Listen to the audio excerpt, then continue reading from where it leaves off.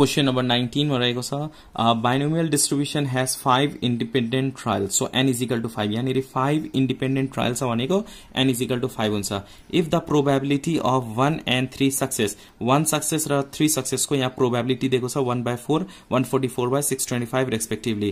Find p and q okay यो दुईटा probability of 1 and 3 दिएको छ भने p र q को भ्यालु आइहाल्छ find the probability of 2 success so first of all you have to know the formula of binomial distribution इसको formula के हुन्छ p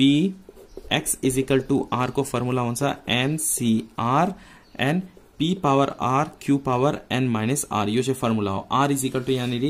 1 र 3 दिएको छ र probability पनि p को value पनि यहाँनिर दिएको छ we have to find out value of p and q okay so let's take a start here यहाँ क्वेश्चन लेके बनेको छ number of trials n is equal to कति छ यहाँनिर 5 अब p 1 सक्सेस भनेको छ 1 सक्सेस और you can write x is equal to p directly p x is equal to 1 x is equal to 1 को फर्मुला जस्ट यो फर्मुला युज गर्नुपर्छ यहाँ फर्मुला के छ NCR r भनेको के भयो यहाँनिर 1 भएको छ सो यहाँनिर 5 n भनेको यहाँ 5 छ 5 c 1 त्यसपछि p power r q power p को पावर r r भनेको के भयो 1 र q पावर के भनेको छ n - r भनेको 5 - 1 r भनेको 1 छ है 5 - 1 भनेको 4 5c1 यसलाई क्याल्कुलेटरमा क्याल्कुलेट गर्दाखेरि 5 आउँछ ओके त्यसपछि p q पावर 4 यसको भ्यालु कति दिएको छ यसको भ्यालु चाहिँ 1/4 भनेको छ है so we can write here is equal to 1/4 p success भनेको छ इज इक्वल टु 1/4 अब 5 लाई तल ल्याउने p q power 4 is equal to 5 ले मल्टिप्लाई गर्दा के हुन्छ 1/20 यो इक्वेसन 1 भयो ओके सिमिलरली नेक्स्ट मा के छ p 3 सक्सेस भनेको छ और p x is equal to 3 लेख्ने x को भ्यालु के छ 3 सक्सेस भनेको छ अब same formula we have to use here formula छ NCR सो यो फर्स्ट मा कति भनेको छ NCR इज इक्वल टू 625 यो चाहिँ p सक्सेस दिएको छ अब यसको फर्मुला के भयो NCR सो 5 भनेको n भयो CR r भनेको के छ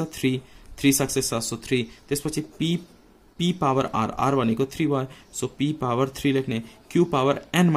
n भनेको के हो 5 - 3 भनेको कति हुन्छ 2 इज इक्वल टु 144/625 हुन्छ अब यो 5 3c यो जस्ट क्याल्कुलेटरमा क्याल्कुलेट गर्दा 10 आउँछ ओके और you can do it 5 factorial by 5 - 3 factorial by 3 factorial गर्दा पनि हुन्छ जस्ता कि 5 factorial by 5 - 3 factorial by 3 factorial यो चाहिँ कम्बिनेसनको फर्मुला युज गर्ने हो यसरी गर्दा पनि भयो क्याल्कुलेटरमा डाइरेक्टली गर्दा पनि हुन्छ त्यसपछि यहाँनिर के लेख्ने p power 3 q square is equal to 144/625 यसलाई इक्वेसन 2 लेख्दा पनि हुन्छ नभए यो 10 यता ल्याउँ न सो सजिलो हुन्छ p power 3 q square is equal to 144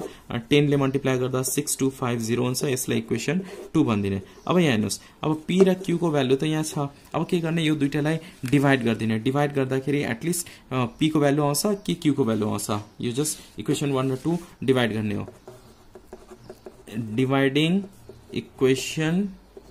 2 by 1 so यहाँनिर फर्स्ट इक्वेसन 2 लेख्ने p cube by q square divided by यहाँ के छ p q power 4 so p q power 4 is equal to equation 2 को ये के छ 144 divided by 6250 इक्वेसन 1 में के छ 1/20 so we have to write here 1/20 अब यहाँ base same any divide subtract the power so यहाँ 3 छ यहाँ एउटा छ भने के हुन्छ स्क्वायर बाँकी हुन्छ अब यहाँ q चाहिँ तल डिनोमिनेटरमा 4 छ माथि चाहिँ 2 छ भनेको तल ग्रेटर छ so we have to bring this 2 in denominator side यो माथिको चाहिँ तल ल्याउने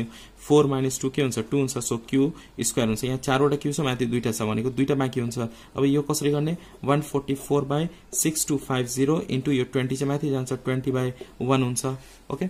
नाउ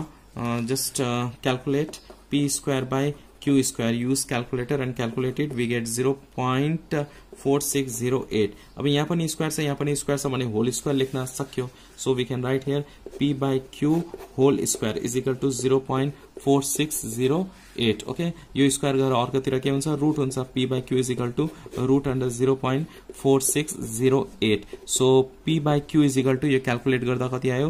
0.679 आउँछ just cross multiply so we can get here 0.679 q यति आएको छ। Now we know that p plus q is equal to के हुन्छ 1 हुन्छ। यस और यस p plus q is equal to के हुन्छ p plus q is equal to 1। So q को प्लेसमा हामी के लेख्न सक्छौं 1 माइनस p लेख्न सक्छौं। यस p प्लस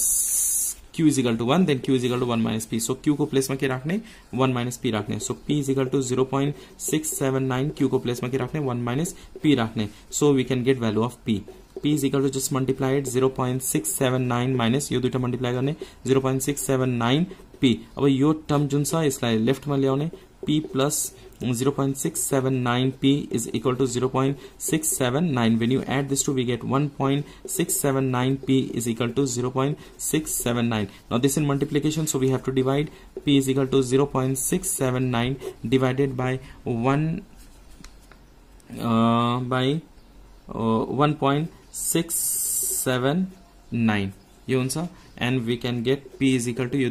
divide गर्दाखेरि 0.404 आउँछ। p को भ्यालु यति आयो भने q को भ्यालु कति आउँछ। अब q को भ्यालु फाइन्ड आउट गर्ने q भनेको के छ 1 माइनस p छ। q भर्खर हामीले निकालेको छौं 1 माइनस p। यस so q is equal to 1 minus p। 1 minus p को भ्यालु कति आएको छ 0.404। अब यो दुईटा सबट्र्याक्ट गर्दा कति हुन्छ 0.596। सो q को भ्यालु कति आयो 0.596। अब p को भ्यालु पनि आएको छ q को भ्यालु पनि आएको छ। अब यो फर्मुलामा के r इज इक्वल टु 2 हुन्छ किनभने हामीले के भनेको छ 2 सक्सेस निकाल्नलाई 1 सक्सेस दिएको छ 3 सक्सेस दिएको छ। अब 2 सक्सेस निकाल्नलाई n को भ्यालु के भयो 5 r को भ्यालु 2 हुन्छ। p र q को भ्यालु यहाँ हामीले अलरेडी यहाँ फाइन्ड गरेको छौं र p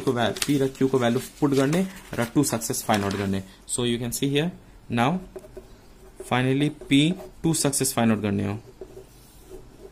2 success is equal to p x is equal to 2। यसको फर्मुला के हुन्छ 5c2 ncr त्यसपछि p स्क्वायर हुन्छ र q पावर के हुन्छ n माइनस r हुन्छ। n भनेको 5 हुन्छ 5 माइनस 2 भनेको 3 भयो। अब 5 2c यो गर्दाखेरि के हुन्छ 10 हुन्छ। p को भ्यालु कति छ 0.404 स्क्वायर छ भने स्क्वायर राख्ने। q को भ्यालु के छ q को value 0.596 whole power 3। just calculate, use calculator and you will get here 0.3455 is your answer. Hope you understand this